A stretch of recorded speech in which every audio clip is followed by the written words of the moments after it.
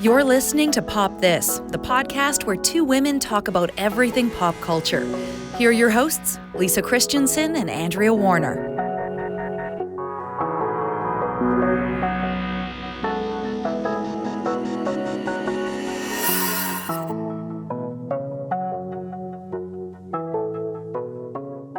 All right, so I think it's time we join 2021 here on Pop This and discuss something called the TikTok. Oh, the TikTok. It is the TikTok, isn't it? It is the TikTok, yeah. It is the TikTok. I have never felt so old.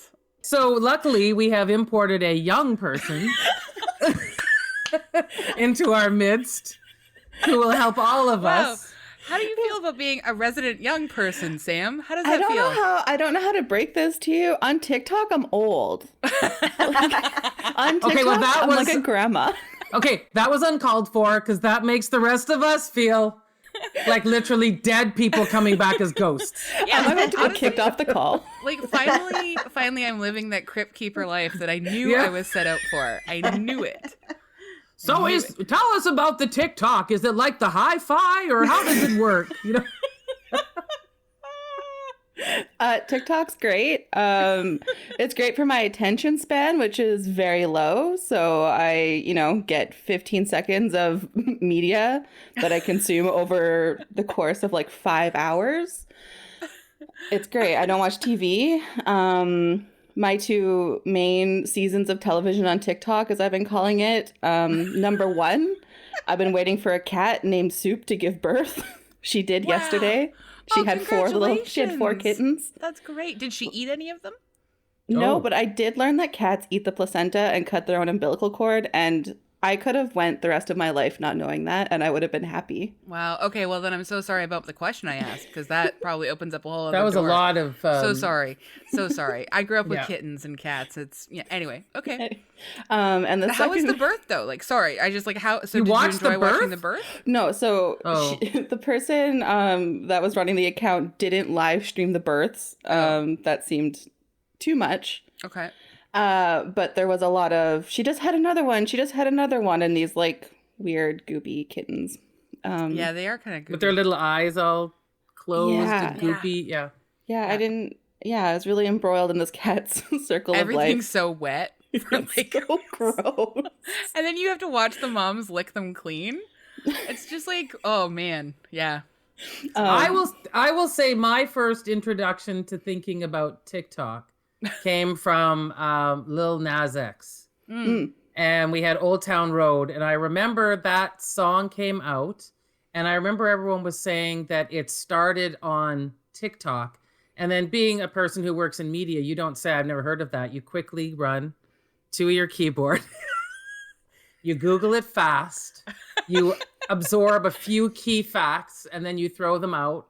And then later on you vow to do like a bit more thorough research so that you actually know what's going on. That's funny because I was like, TikTok, I'm too old. I'm out. No. TikTok is for everyone. You just have to prepare yourself that you're going to watch a lot of very young people do some very questionable things. Like join cults. Yeah. But then there's a lot of like, I've noticed then what, like there's sort of those wave trends. And I remember that one when the Weeknd song came out and everyone was doing that dance, and some of the funnier ones were the kids that got their dads and moms to dance with them and things. So I recognize there's way younger people, but then there's like old people thrown in just for comic relief, right? Isn't that guy like the Leslie, what's his face, who used to be on Will and Grace? Mm-hmm. And like he's a huge TikTok star now, right? And he's like 75 or something. Yeah, he was really trending in the early quarantine last year. Haven't seen him recently. He's got a new album coming out. I got the press release. I got the press release. He catapulted from TikTok to record release. See, and that obviously is the weird part of all of these new things. Like when you're have a blog, you want to get a movie deal. And if you, like we were talking about Vine, if you were on Vine, you want to get a legit, like you still, I'm intrigued by the way that these new medias come up, but it's still the invitation to the old media is the success part, right? It's weird. Well, TikTok's been huge for music now because so many songs like that driver's license song. Love Driver's License so much. I know, me too. I made it into a Saturday Night Live sketch too. I mean, I can't listen to it. I understand completely. I actually do think it's a song specifically designed to hit with older people. It's like so nostalgic and yeah. I feel like, but then we've got there's just anyway, it's a super interesting medium, I think. The one time I have looked at TikTok, of course, is to look at figure skating TikTok because I'm a huge figure skating fan. And I had noticed that a Canadian skater, Elijah Balde, is huge on TikTok. Like he's got 1 million followers or something, and he's just like he goes on skates on an outdoor rink and puts it to some cool music. That's nice. And that's all his TikToks, and everybody loves it. Like he went viral. There's a corner of TikTok for everyone. That's what I love so much, actually. I was just gonna say, like, everyone I've ever met who does like hang out on TikTok is just like, yeah, so I'm on TikTok for like the pelvic floor TikTok, or like I'm on TikTok for like there's a TikTok literally for everyone, and everyone has a corner, and like people are providing like real information, and like doctors are out there like doing stuff like.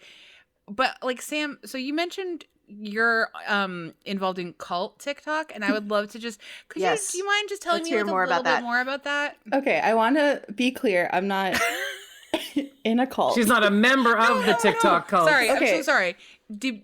So what happened was a couple weeks ago, all these TikToks started popping up from this commune in Tennessee, and it was like this little redhead guy. He looks like a discount Ed Sheeran, just like just openly saying the address to this commune and inviting anybody to join. And immediately everyone's like, this is really weird. And then everyone's like, this is a cult. And then like more and more people from this commune started making TikToks trying to recruit people, which like communes generally, like communal living, there's standards for who gets to join because you need to vet and background check.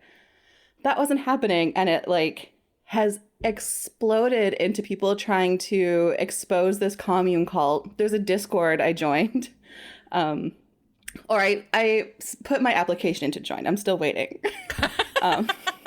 but I am like active in trying to figure out if this is a cult, and it is like so bizarre. It's like this whole has a weird like Jonestown vibe of like we're egalitarian, we're like living off the grid, and they keep making like all these drinking the Kool-Aid jokes.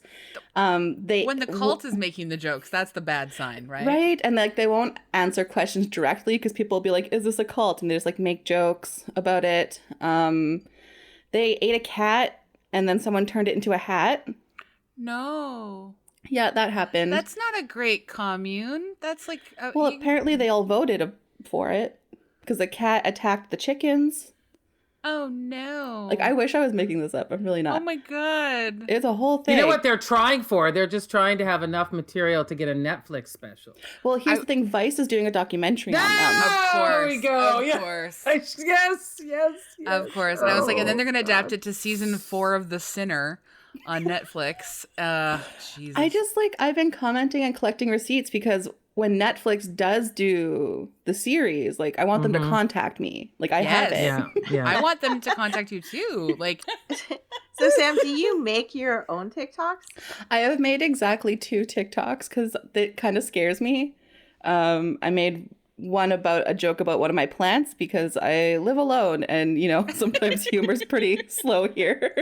And then I made one about how for March we are all just trying to expose a cult, and that's just what we're doing this month.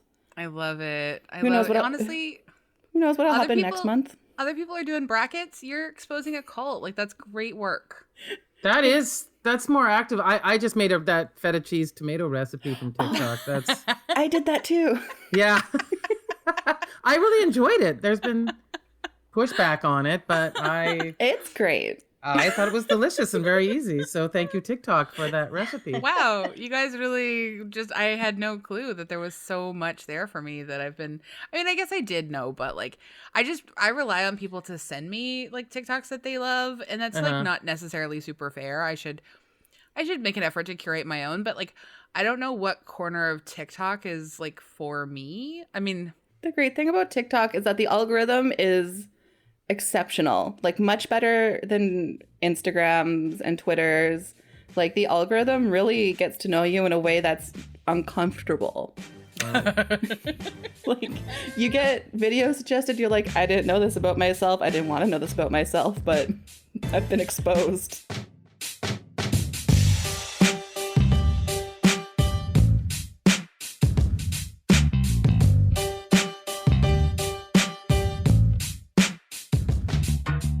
all right, I'm Andrea Warner. I'm Lisa Christiansen. I'm Andrea Gin. And you're listening to Pop This, and we're so excited to have our wonderful friend, our wonderful young and friend. our consultation Our youth consultant. Samantha Nock is joining us today. I'm gonna just like quickly read your bio because we've already spent so much time talking to you. I mean, I figure people know you, like you've been on the show before, and you have such a everyone knows you in general because you're a famous writer. But anyway, let's just do this bio to be official. Samantha is a Cree Métis writer and poet from northeastern BC. Her family originally comes from Île-à-la-Crosse, Saskatchewan. She's been published in Canadian Art, Shameless Magazine, Sad Mag, Guts Magazine, Prism International, and others. Also, just such an incredible writer. Please, please, please, everyone, just go and read the essay I Saw You on Instagram, I believe, or Hey, I Saw Your Instagram. I'm sorry, I screwed up the title, but you can correct me in just a second. You have a monthly podcast. Maybe it's not so monthly, but you have a podcast called Heavy Content, which we all love. Co-organizes a bi-monthly community reading series called Poetry is Bad for You. And Sam cares about radical decolonial love, coffee, corgis, and her two cats, Betty and Jughead. Thank And you, plus, Sam. she's been on Pop This twice. Yes. This is your hat trick here. Oh, yeah. You did our famous live show at the Rio about Misery and Dumplin'. And Dumplin'. So we've had lots of great interactions with you. I'm so excited you're here to talk about Moxie with us. I'm very excited. Thank you for having me. This is kind of right up our alley. I mean, it's a teen movie made by women about a new generation of young feminists and like all about taking inspiration from 90s zine culture and Riot Girls to smash the patriarchy. And like, honest to God, it feels like a fever dream of Andrea Gin's, frankly, in like a lot of ways. And so just like so excited to talk about this movie. AG, do you want to do the background? And then Lisa, do you want to do synopsis? Sure. Moxie is a 2021 American comedy drama film directed by Amy Poehler. Tamara Chestnut, co-writer of the 2019 film based on a book After, and Dylan Meyer, a writer-actress, adapted the screenplay from the 2015 novel of the same name by Jennifer Matthew. And our synopsis from Rotten Tomatoes. Vivian, played by Hadley Robinson, a seemingly shy 16-year-old, has always preferred to keep her head down and fly under the radar. But when the arrival of a new student, Alicia Pascal Peña, forces her to examine the unchecked behavior of her fellow students running rampant at her high school, Vivian realizes she's fed up.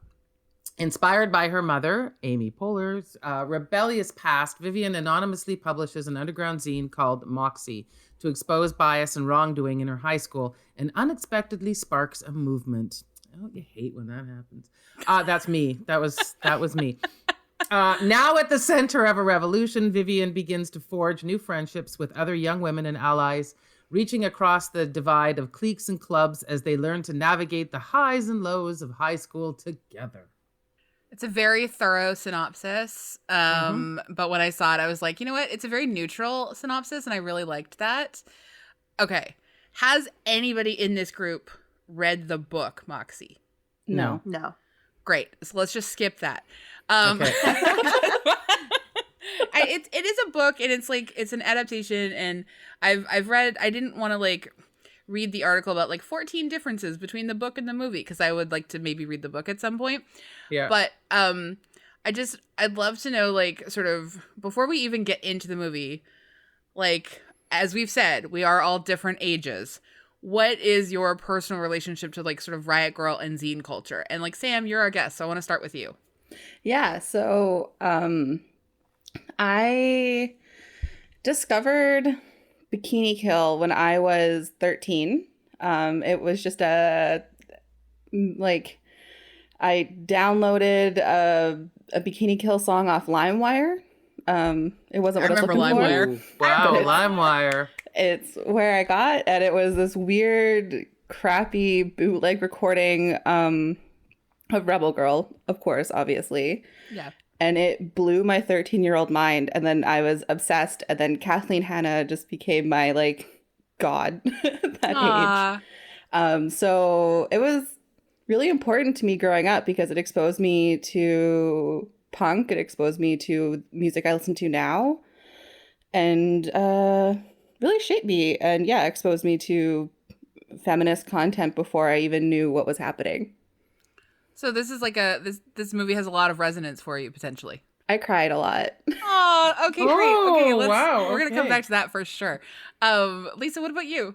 I guess my connection would be that, like other Vancouverites, I had a radio show at CITR Yeah. and wrote for Discorder. So I suppose that was considered a zine of sorts. I don't know.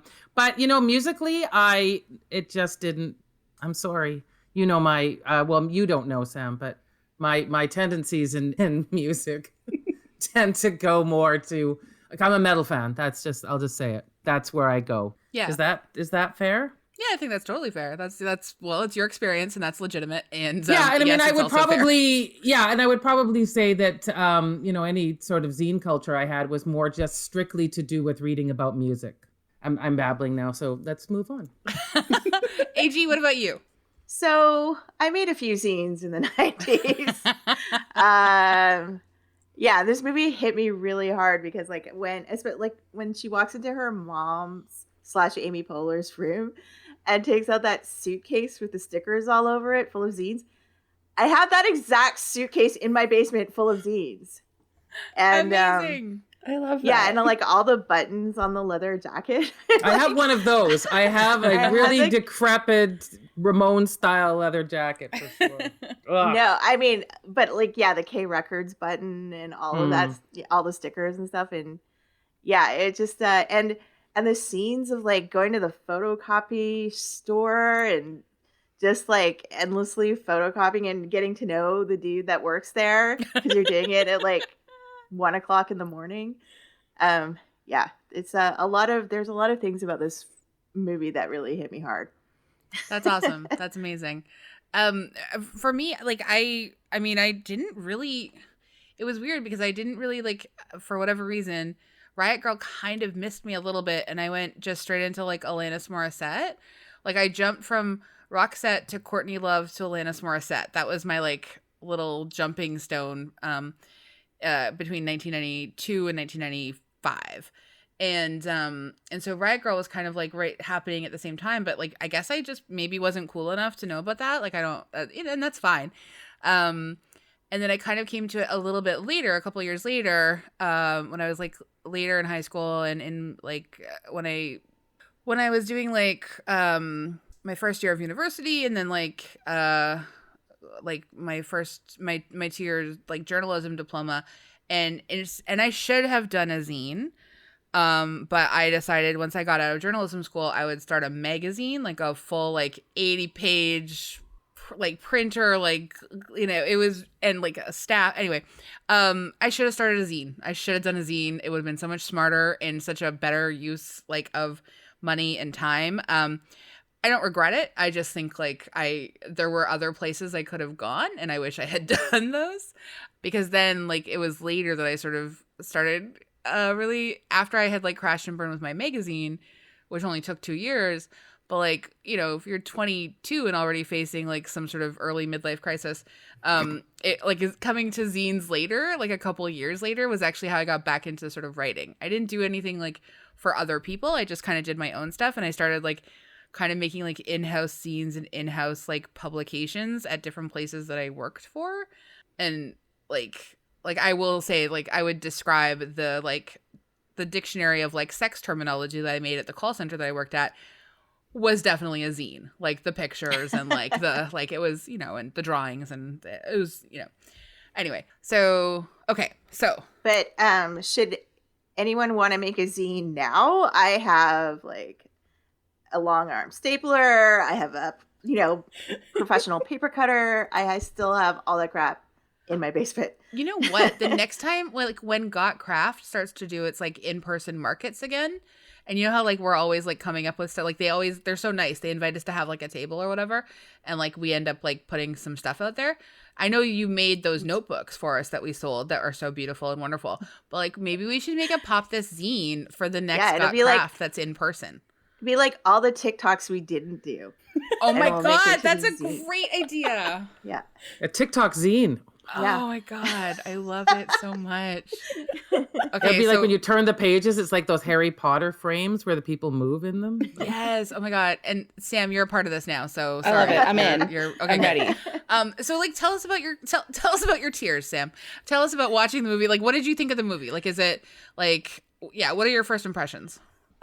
I have like my critical brain about it, and then the Of course. brain, my first, and like well, my new thing is crying. I've developed that in the pandemic where I just Sure. cry at everything.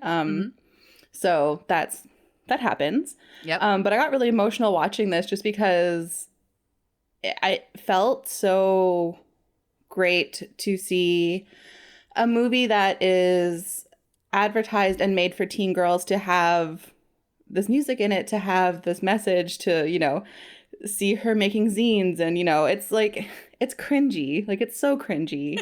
And it's like, it's simple.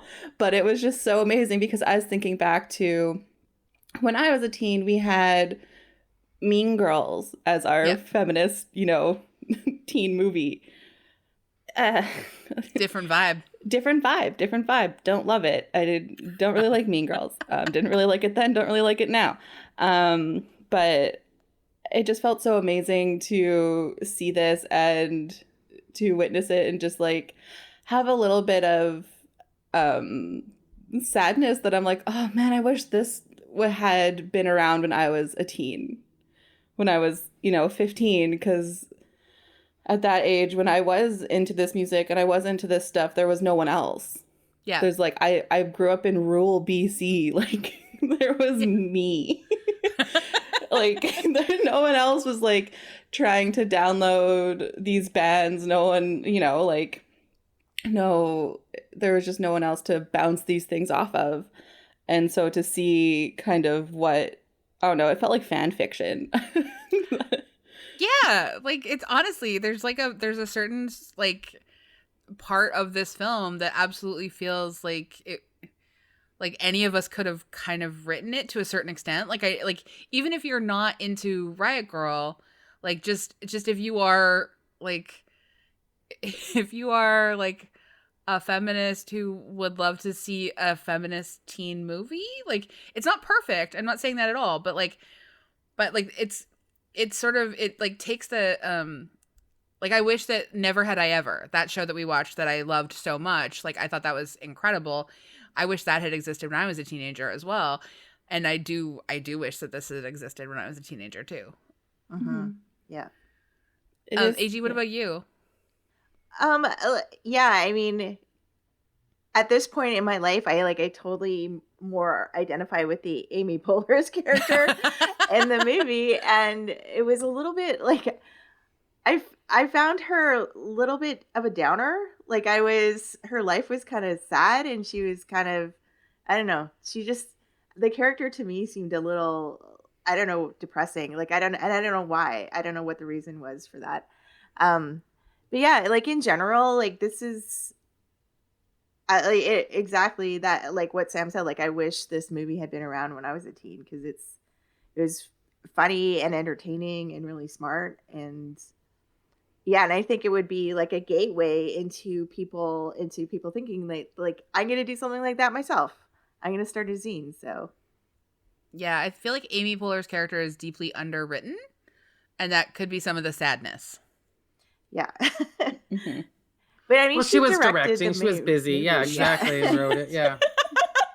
Yeah, fair. But like, I just like, you hear Amy Poehler's directing and in it, and you just sort of, I don't know. I wanted just a little bit more, I guess, just like more information about her and who she is. But I feel like maybe there was a 3-hour version of this movie, and we got the 100-minute version, because It feels like it. there's some Yeah. wild swings. Yeah. But let's point out 2 hours is a very long movie. It is, but I mean, 100 Very minutes, and then long. you finally get a "Why won't Dad take me for Christmas?" Like that was a real, Yeah. I have real a right That hook just sort to of the all of a face. sudden, yeah. I have a defense of that breakdown. Okay, fair. We'll definitely come to that defense, because this is gonna come up for sure. But I just want, Lisa, I want your first impressions of the film. Well, okay. First off, this is well known to both of you. This is new to you, Sam, but you know my thoughts on nostalgia, Mm-hmm. You hate which it. I hate it. Yeah. So,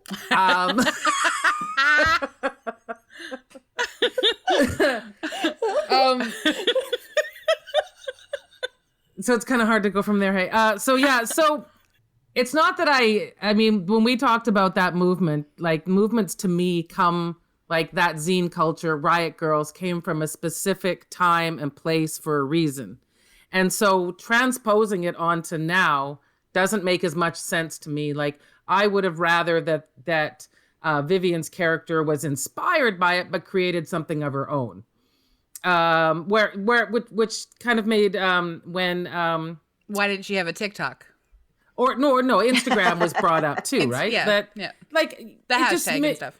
Yeah. Yeah, the hashtag. It just made more. It would make more sense to me, like to.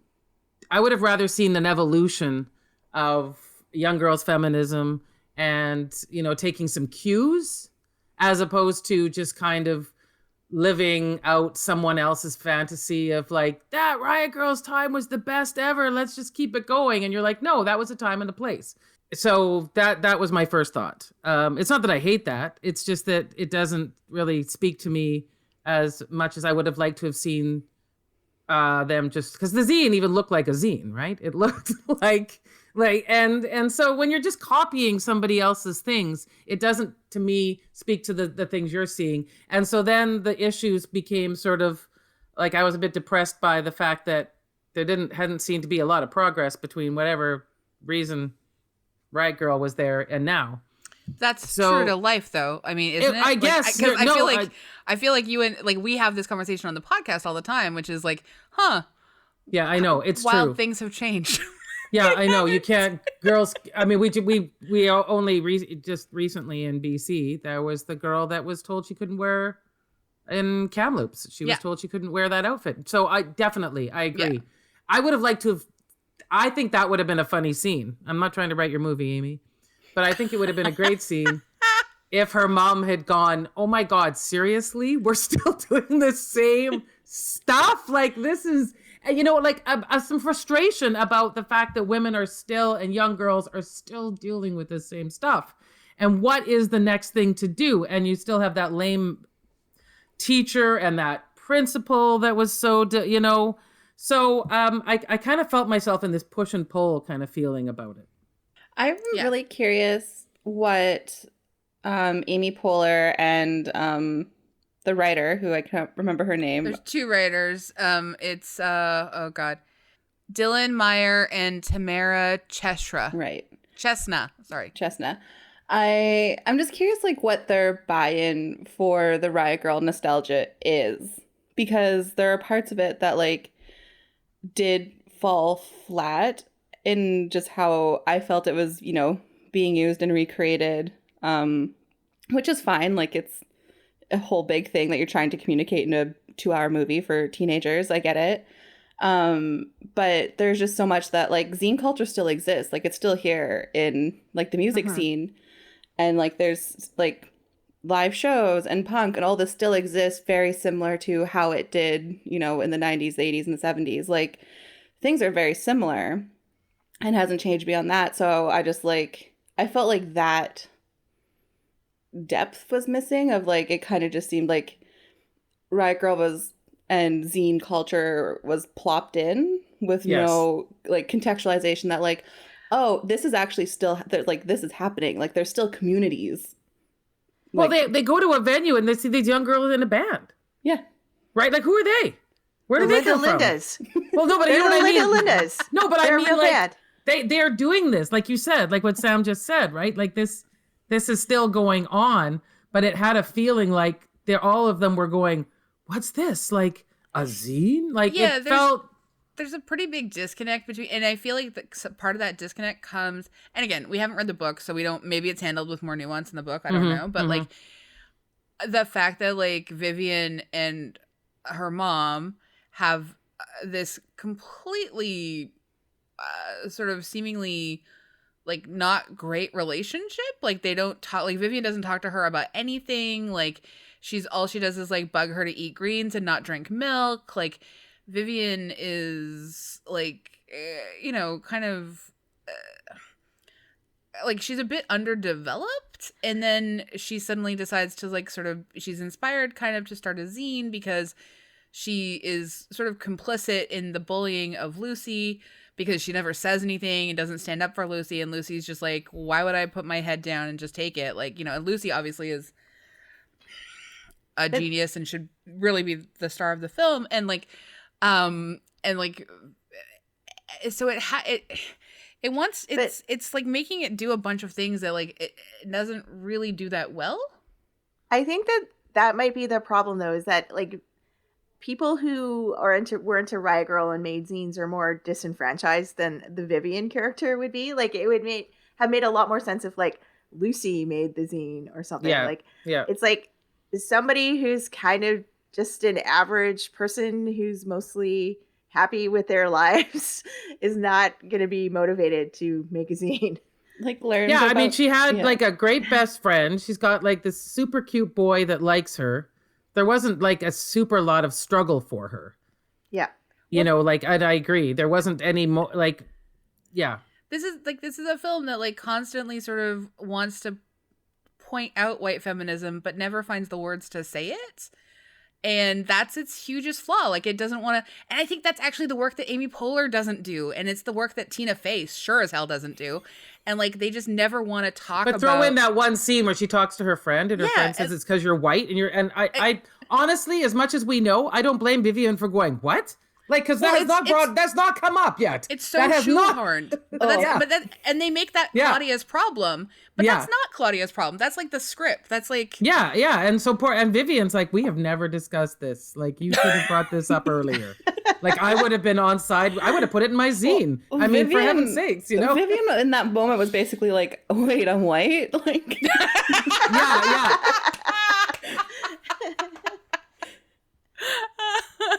Truly.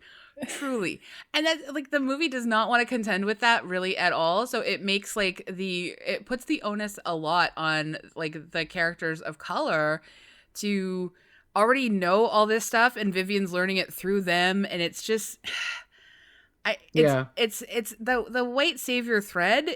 it's strong. It's strong, exactly. And it really sort of makes the movie less than it could be. Also, just the stakes. You want to know why. Why should the girls care about this? Up to this point, everything's been fine. You know what I mean? Like, well, like, you know, you want to know, like, what would your buy-in for this be? When you have to start seeing some things, you have to start realizing. And it's just that a new girl comes to school, and then that's your moment. Well, the thing is no, I think it's those ratings that came out too. Well, but they're all fine with that.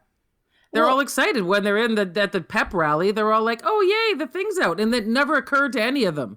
It took. I don't think they're excited about it. I think it was like a morbid fascination with like they know it's wrong, but it's also like teens getting like, and we're all also complicit in this sort of thing too. Like if you ever buy into celebrity culture and the way celebrity culture tears apart women, like we all are complicit in the same sort of idea. And I think in that context, it's like the Mean Girls burn book thing, right? Like it's just people get caught up in it. What like one thing I can't forgive with this movie, even though I did like it and it did make me emotional, is that like I can't forgive this movie for making this change happen on the back of a young Black girl getting harassed. Yeah. Yes. Like, that's what I'm saying. Yeah, the harassment that happened to like the other girls was terrible, but like she got like assaulted. Yeah. Yeah. And that like blew Vivian's mind. And she doesn't even get to have her speech at the end. Like instead, it's the other the other white cheerleader who like talks about her rape, which good, like have that moment. But then we get Vivian like talking to her mom while Lucy's having her moment up on like Lucy is just like shafted at every single second of this film. I agree. So irritating. Yeah. So irritating. I also just don't understand like why like Amy Poehler, you are the director. I don't know how the writers get hired. But this is like two somewhat inexperienced writers.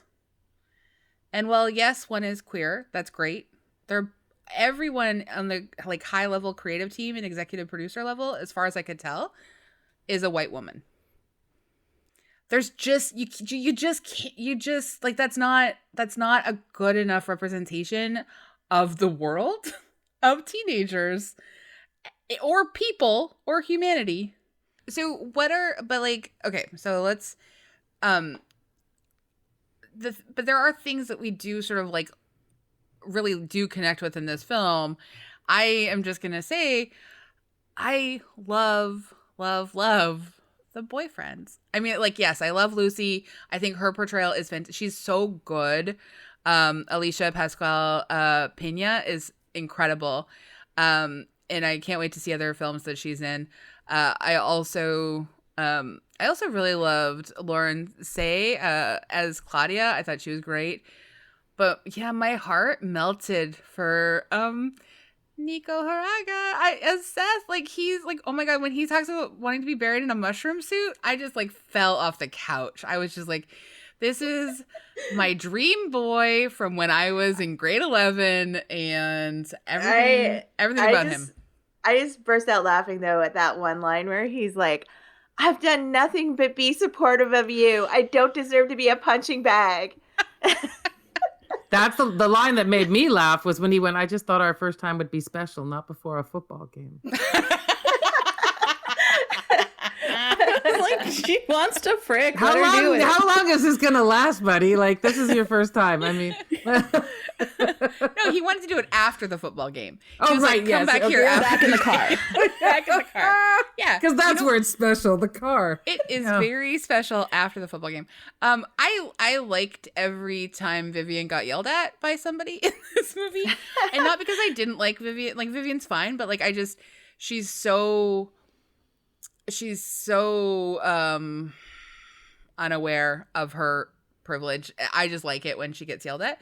But I also think it's like nice for like characters to be flawed and be called out about their flaws, right? Like I think that's like, it's one of the ways that people get away with certain aspects of this film. But I like, you know, to me, like her journey just seems so unlikely. Like it just, because she gets progressively angrier as the movie goes along, and she's actually like super mean in some of the last scenes in the classroom, and you just think like no white girl is gonna be in high school is ever gonna be this invested in caring about, you know, what is happening around her, like the injustices that are happening to the students of color around her. Like that's not a realistic storyline. Well, I would like to claim that I was, but I was not. So yes. But that's not what she cares about. She cares about like leading this revolution, and now she's alone doing it. And all these girls are helping her. She is not alone. She is the least alone person. And I never really understood. Okay, and explain to me why she kept it a secret for so long. Why? she was a chicken. I don't know. Yeah, Like, I just don't know. I'd never made sense. I was so ready for this movie to take a turn where her to be like, oh no, like this was Lucy. Like, I'll take the fall. This was like, I'll take the fall. Let me like get expelled. Like, I just want to say that like this was Lucy's genius. Yeah. I was just here to do the legwork. Yeah. And I feel if she had included some of the Moxie group in her, like the making of the zine, it would have been more substantial. I would have really enjoyed a nightly, like an all-nighter montage of putting together the issue. Yeah, it felt like she was a bit of a one-note zine. Like she didn't really have anywhere to go from like her first burst of creativity. And it needed some other contributors to like sort of make the subsequent issues sing a bit, because they all seem kind of like, I'm just writing in huge words with a Sharpie. Yeah. It's like this trope sort of Gossip Girl and Bridgerton, like that person has to be secret or something, but it really wasn't, because we know who it is. Like, you know what? I just realized, don't spoil Bridgerton for me, because I still have the last 2 episodes, so I don't know who I didn't say, but I just meant there was a mystery. But you know, it's just that I almost spoiled it. I was just like, please don't. But it's just that idea of like that mystery, but then the audience, we're not, there's no mystery to it. Like, no, we're in on it, and it didn't make sense that she would want to keep it such a mystery, because she sure seemed to want to get attention for everything else. I want to know about Sam. I want to know about your defense of the right hook. Why doesn't Dad want to spend Christmas with me? Because honest to God, there was no mention of Christmas. I had no idea what season it was. Did anyone else have any idea what season it was? I had no clue. It was California. No. It felt like it was just one season. It's supposed to be in Oregon, I think I read. Okay, anyway. yeah. My defense of that breakdown is that it was very teenager. Like, this is like working with youth. Like, that's it. Like, they're freaking out about one thing, but there's like, you know, then there's the other layer. Yeah. And then there's the problem. I mean, they didn't need to tackle that she's processing her mom's divorce with this. Like, this out of the scope of the movie. She had mentioned that she had been at her dad's wedding. That's like this divorce is old. Yeah. And I'm not saying she can't be processing that for a long time. But just drop one breadcrumb about how she hasn't seen her dad since he got married. What I feel or like something. The writers is it like consuming her? Has it made her? I feel like the writers, and maybe I'm just like, I don't know, reading too deep into it, but I feel like the writers were trying to show that like men were failing her on like so many different levels, where it was like her dad. But they weren't really that bad. Like you didn't spend Christmas with you. I don't know. No. My parents have been divorced since I was 1, so like my capacity for this is very limited. Well, that's the thing. Like I agree with you, Sam, that like if like the writers may have been trying to like sort of, you know, telegraph that or whatever, but like they just did such a bad job of it, you know, and I can understand where she would suddenly be like, she's starting to notice sexism in a really like, I don't know, obvious way, and she's starting to understand misogyny and like her own complicity in like inherent misogyny and stuff like that, and she's like, you know, really waking up to like, you know, her dad just mistreating her by his absence. Like that would all be fine if we just had one tiny acknowledgement of it, like just in the smallest way, because like there's so much happening in the last like 20 minutes of the film. It really ramps up, doesn't it? It really does. It's just like one thing after another. It's like for a while there, you're just like, whatever. Like, let's go hang out in a coffin, and then all of a sudden, boom. I brought this up before, but like that part where like Amy Poehler, like just a thing of ice cream will make her happy. Yeah. And they like give it to her as a gift. Like, why is her character so sad like that? So underwritten. Because her daughter is having had a teenage daughter. I have to feel a little bit of a relating to the Amy Poehler character. I know you said you did, AG, but boy, it's a little bit for me. God, her name's even Lisa. So what's the dreariest name we could give this sad, dreary woman? But it's No, just that would like be I would get Nancy. it. Yeah. Like gift her ice cream that she bought for herself, and she won't notice. Yeah, no effort at all. No, just, I mean, there is such, I mean, I think, Sam, you were just saying this. I mean, the self-absorption of a teenager, and then, and some teenage girls, not all, I mean, I'm not going to be, but it's a rite of passage we all have to go through. Everything's about you. Everything that happens is in relation to you. If you can't see it or feel it, it's not really happening. So, her mother's just a giant annoyance right from the very beginning of the movie. Can you take a picture of yourself? It's your first day of school. Oh! As if you ask somebody, could you please go out and resurrect the dead? I mean, it was like the way that her pained face. And then of course she doesn't even take a picture. So it's just a Sisyphus.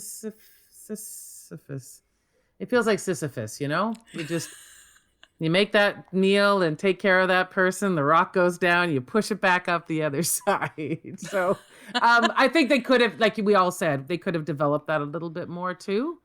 Yeah.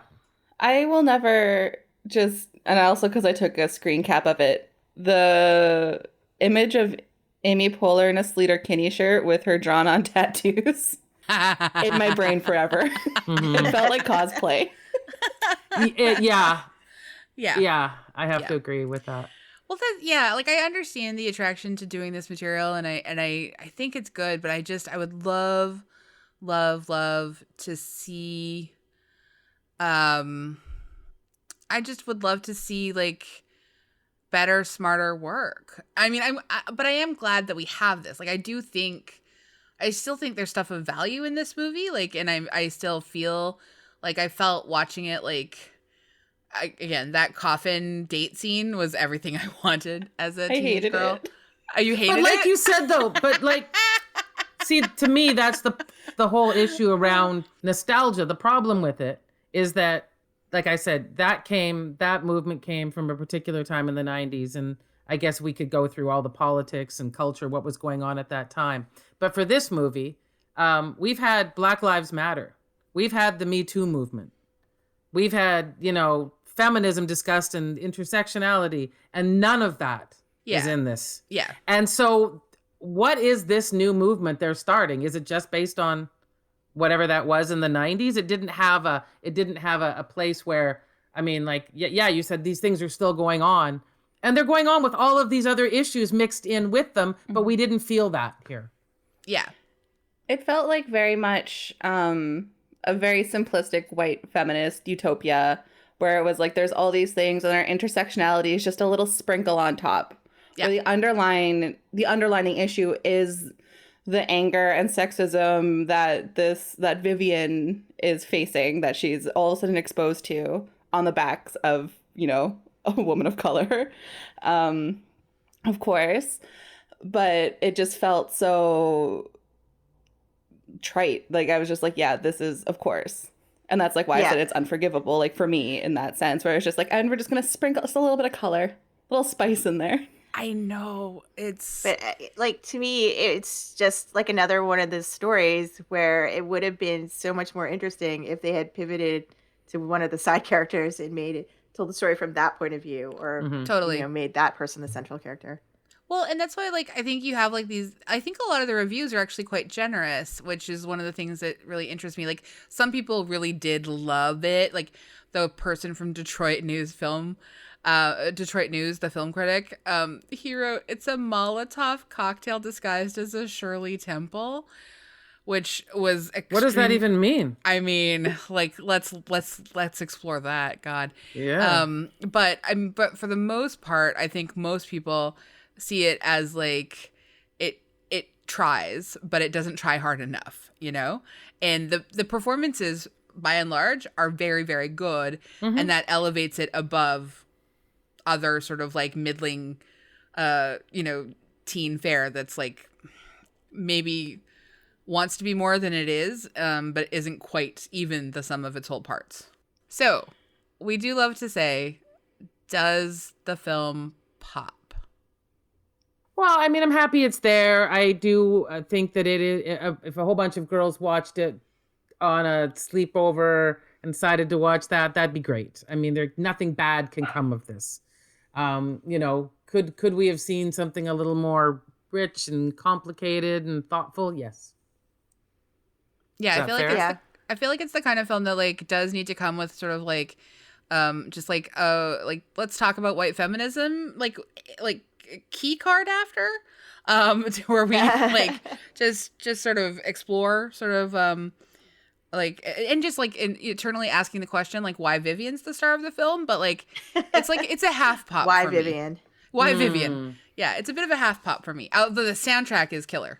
Mm-hmm. The soundtrack is great. Yeah, the soundtrack was amazing. Yeah, I think the movie pops. Like, I mean, in the context of like what teen movies are available to watch, I think it pops. Yeah. I mean, I'll give it a pop, but I would have liked to have been really popping. Yeah, I think so. I think I would rather a group of teen girls or teenagers in general watch this instead of like The Breakfast Club, which I have a vendetta against.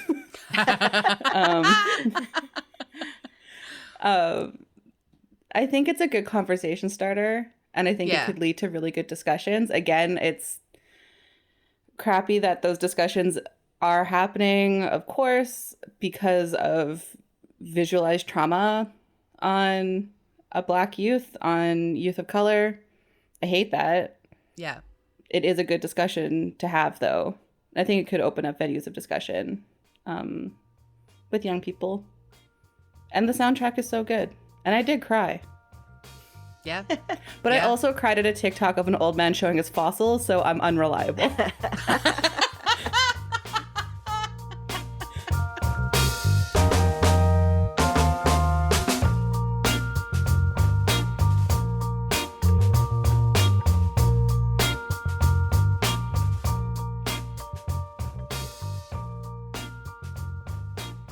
We love to leave our episodes on something we recommend. Sam, as our guest, would you like to go first? So, I recommend that everybody takes a rewatch of Titanic. Wow. I was not expecting that. Oh, like 3.5, 4 hours of it? Wow. Yeah. Start to finish, sit down, do it. It's my favorite movie. I think everybody... Should we redo the Titanic episode and get Sam back on to talk about... Any chance I get to talk about Titanic? I've annoyed all my friends. I've annoyed the internet. I've annoyed my significant other. I need to talk to TikTok about Titanic. That's it. I just found my content. TikTok to Titanic. It's lots of fun sounds there. TikTok Titanic? Say TikTok that. Titanic. Oh my God, a million times. That's great. Bring me on to talk about Titanic, please. I just want to talk about Titanic. Okay, is there anything that specifically at this moment that you want to say why you recommend it? Or no, you just want people to watch it? I just think everyone should revisit it.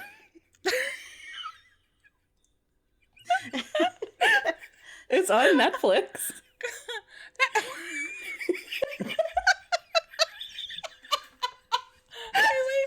I've never seen all of us so speechless. That was not anywhere near what I was expecting. Oh my God. Okay. Thank you so much for that. I can't wait. Anytime. I can't wait. I look forward to this future episode. Lisa, what would you like to recommend? I'm still on my quest to read 50 books this year. I have now started book 10. I don't know if I'm behind or whatever. I just got to keep going. So my book 10 is by Matt Haig, and it's called How to Stop Time, which is just a really fun, light read. I'm really enjoying it. So far, there are people who they age, but very, very, very, very slowly. So it's not Benjamin Buttons, but it's aging. So they get old, but they don't, it takes 500 years for them to die. And so he is, this main character so far doesn't want to do this anymore. He's kind of just getting tired of saying goodbye to people and trying to have to keep moving because eventually people are like, how come you're not getting old at all? Yeah, that's a question. Yeah. So I'm just starting it and I'm enjoying it, and I feel like it's a good light read, and that's where my head is at these days, because I keep saying two things I do not want in my book descriptions: poignant or or resilience. I don't have time for those words at all right now. Real. Understood. Okay, that sounds great. AG, what about you? So I wanted to recommend everybody go visit the Bandcamp page of the Linda Lindas, which is the band that played in this movie, because they're they're real. awesome Oh, in good. Moxie. And so I looked them up, and they're a real band, and they make music. And it's like, I think like two of them are sisters, and one's a cousin, and then one's a best friend. And they're all between the ages of like 11 and 14. That's what they look like. Yep. And what made me feel really ancient is that their dad is Martin Wong, who's the founder of Giant Robot Magazine, which is like Oh wow. this iconic Asian American pop culture magazine. I loved that magazine. Yeah, it's still going. And it's like, it makes a lot of sense that his kids are super cool and in this band. But yeah, they're pretty incredible. Everyone should check them out. That's awesome. It's great. I can't wait to check that out. I am going to so I've been watching a lot of Hitchcock, but I haven't been able to bring myself to recommend any of it. So I'm recommending a trailer for the new Melissa McCarthy, Octavia Spencer film, Thunder Force. It's about 40-year-old women in their 40s who accidentally become superheroes. And I honestly cannot wait for this, because the trailer actually looks good. It made me laugh out loud several times. It's Melissa McCarthy and her husband, Ben Falcone, who I like as an actor, but I haven't yet liked anything he's directed. But they continue to believe in each other in a way that I find very sweet. And in the trailer, he gets in this trailer, he gets tased. Yeah. You might remember in Bridesmaids, he's the air marshal who she basically like threatens with her like heated undercarriage. But she eventually nothing will be as funny as that line. Oh my god, so funny. Anyway, but she does win him over, and he is like the father to all her puppies at the end. Like not like real father, like metaphorical. It's not a science fiction movie. Puppy daddy. No. Anyway, so Thunder Force looks really fun. I love Octavia Spencer. I love Melissa McCarthy. And there's a few other folks in the film that look. Bobby Cannavale, Jason Bateman plays like a good creeper. Oh gosh, yeah. And he's always good as a creeper. I mean, I know that he's like got some stuff in real life that I'm not thrilled about, but like he's a good creeper, and I love it specifically in films when he's like a creeper who's like crushing on somebody, and like he seems to be like sexually into Melissa McCarthy in the film. So I can't wait to see that dynamic. They were so funny in that Identity Theft. I watched that. Yes. They were really funny. They were funny in that. Yeah. So anyway, I'm looking forward to it, and I can't wait. It's going to be here in April, and I'm very excited about it. Excellent. Cool. That's where we're at. All right. Sam, do you want anyone to come find you after this? After you talk about creepers. Online. Or TikTok? Yeah. Well, no. Don't find me on TikTok yet. It's not ready. You can find me on Instagram at 2broke4bingo. So the letter 2. The number 2. The number 2. Oh my God. It's been a long day. You're doing great. You're doing great. Yep. Bingo. And then on Twitter, just at Sammy Marie. Thank you so much for being with us. It's such a pleasure as always. Thank you for having me. Yeah, thank you. What a brilliant joy you brought to this Your episode. young voice really made a difference there. Yeah, we just. And thank you for explaining TikTok to us. Yeah, do you feel like kind of like husked and dried now because we've sucked your youth force? Like, are you okay? I'm fine. Should I be dropping off a moisturizer to you at your house? Like, because we're gonna brag about how we were hanging out with a youngin'. So. I'm not that young, guys. I'm not youth anymore. You have to understand, we've all been like extra aged by like the finding out that you're a grandma on TikTok and that therefore we are crypt keepers. Yeah. So Yes, that was exactly. People you know, are romanticizing my teenhood now. So welcome to the club. I honestly like just I love how much people love the 90s, which is my teenhood. It really delights me. The 90s seem Dream to of have the a real 90s stronghold. is alive in Portland. The 90s never died in Portland. Like it's been the 90s in Portland since like 75. It's weird. They went ahead and then I You want a love it. zine? Get over to Portland. Yeah. I love it. I love it. I love the 90s. I love zines. Anyway, we should end the podcast. Thank We you so should. much, everyone, for listening. Thank you, Sam, for joining you. us. Thank you. Thank you. So glad to see you. If you would like to hang out with us on Instagram, on Twitter, on Facebook, conveniently, we have different names for each of them. So good luck finding us. But you could email us at popthiscollective@gmail.com. You'd think 5.5 years in, I would have fixed it, but I haven't. Sorry. And you could rate and review us 5 stars on Apple Podcasts. And thanks always to. Sorry, my dog's staring at me. There he is. Yeah. Yes. Thank you to Andrea Gin, our producer and co-host, and she's gonna have a mess of editing to do. So, thank you. Love you, AG. Thanks. Thanks Thanks again, Sam. Bye. Thanks everyone for listening. Thanks, Sam. Bye. Bye.